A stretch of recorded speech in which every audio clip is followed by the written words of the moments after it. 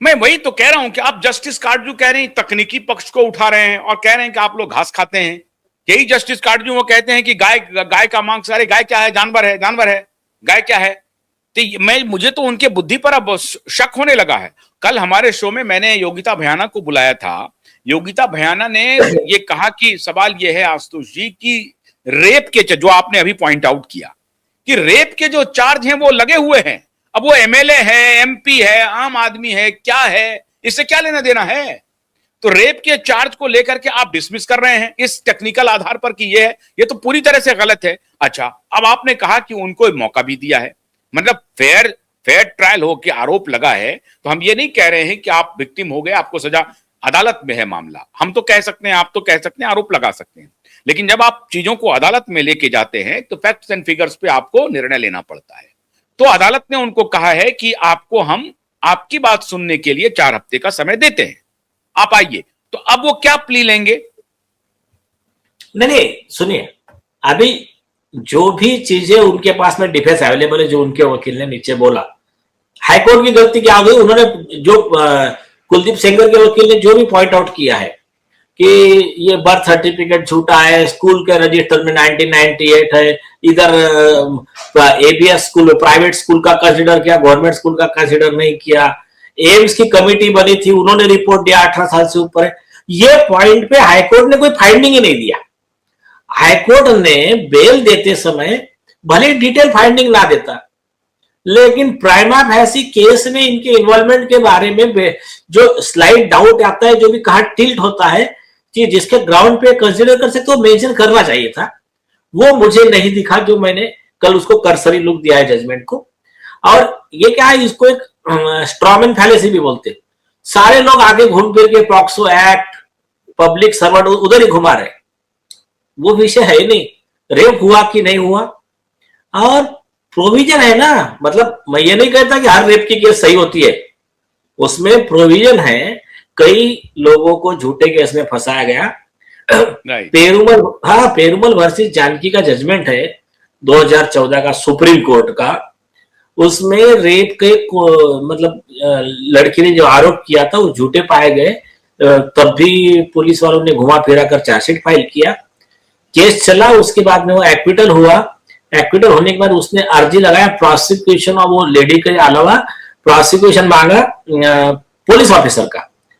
तो हाईकोर्ट ने रिजेक्ट किया, नीचे के कोर्ट ने रिजेक्ट किया, लेकिन सुप्रीम कोर्ट ने स्ट्रिक्चर पास किया हाईकोर्ट के खिलाफ में। बोला जब झूठा केस पाया गया तो तुमको एज ए रूल कॉग्निजेंस लेना है, मतलब कोई डिस्क्रिप्शन नहीं तुम्हारे पास। तो देखिए, दोनों तरह से लॉ स्ट्रिक्ट है।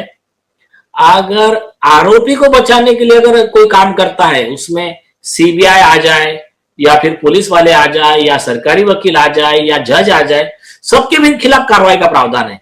आईपीसी 218 है, 219 है, ये सारे प्रोविजंस है। और अगर कोई छूटा फंसाता है, अगर कोई लेडी अपने को प्रोटेक्शन के लिए बनाए गए लॉ का मिसयूज करती है, झूठा कंप्लेंट करती है, तो लेडी को भी प्रोसिक्यूशन का प्रावधान है, वो लेडी को भी उम्र कैद की सजा हो सकती है।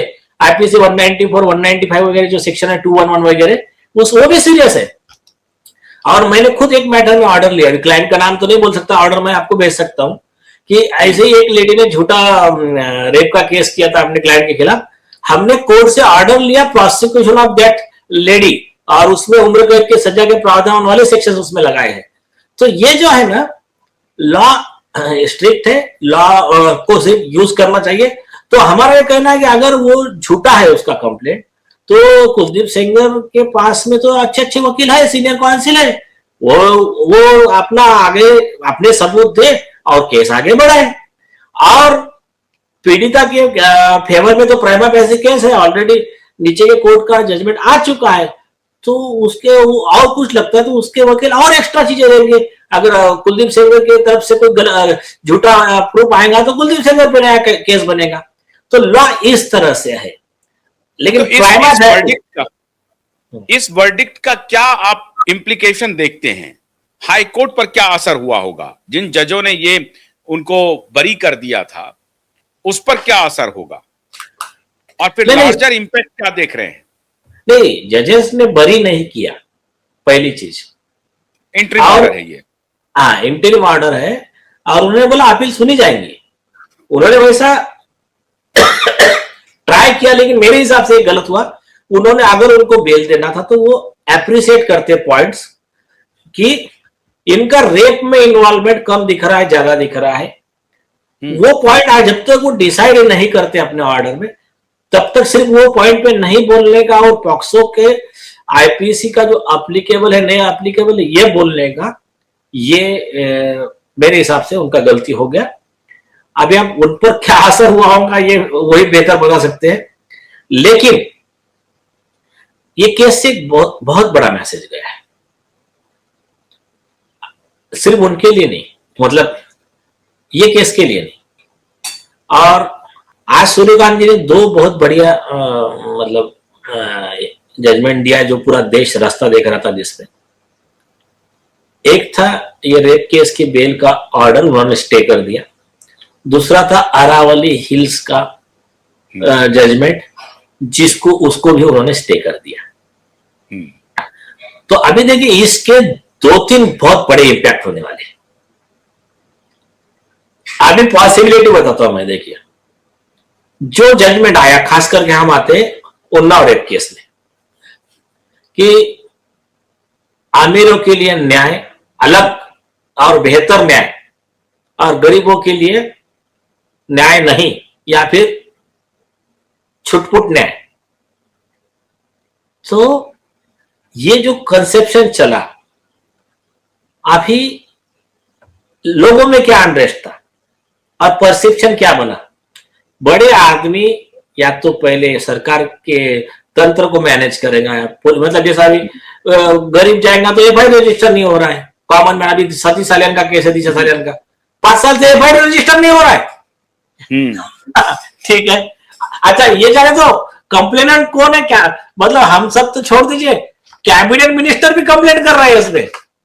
देश के कैबिनेट मिनिस्टर नारायण राणे का कंप्लेंट, महाराष्ट्र के कैबिनेट मिनिस्टर नीतीश राणे जी के आरोप, बाद में लड़की के पिता का आरोप, उनका एफिडेविट। एसआईटी गठन और 12 महीने तक कोई एसआईटी गठन की घोषणा के बाद ऑफिसर का नाम नहीं पता। तो ये जो है ना, तो ये परसेप्शन कॉमन मैन का क्या बनता मालूम है क्या, कि आरोपी क्या करेगा, पहले तंत्र को मैनेज करेगा, पुलिस डिपार्टमेंट, एग्जीक्यूटिव जो भी है, वहां से बाद में सेकंड मैनेज करेगा कि फॉरेंसिक को मैटर गया तो फॉरेंसिक की रिपोर्ट बदल के लाओ, वो सीसीटीवी के ये बदल कर लाओ, जैसा एक दो केसेस में सामने आया है। फिर पोस्टमार्टम रिपोर्ट बदल दो, one by one evidence manage कर दो। फिर इनके घर में कोर्ट बना लिए इन्होंने, पुलिस वाला पीआई रिपोर्ट बना के दे रहा और एसीपी बोल रहा रिपोर्ट मंजूर केस क्लोज, कोर्ट को तो पूछ ही नहीं रहे लोग कोर्ट आई नहीं, इनके लिए लॉ आई नहीं। तो ये सारा तो इधर मैनेज करो, इधर नहीं जमा तो फिर सरकारी वकील को मैनेज करो, सरकारी वकील नहीं जमा तो जज को मैनेज करो, बड़े बड़े वकील लगाओ।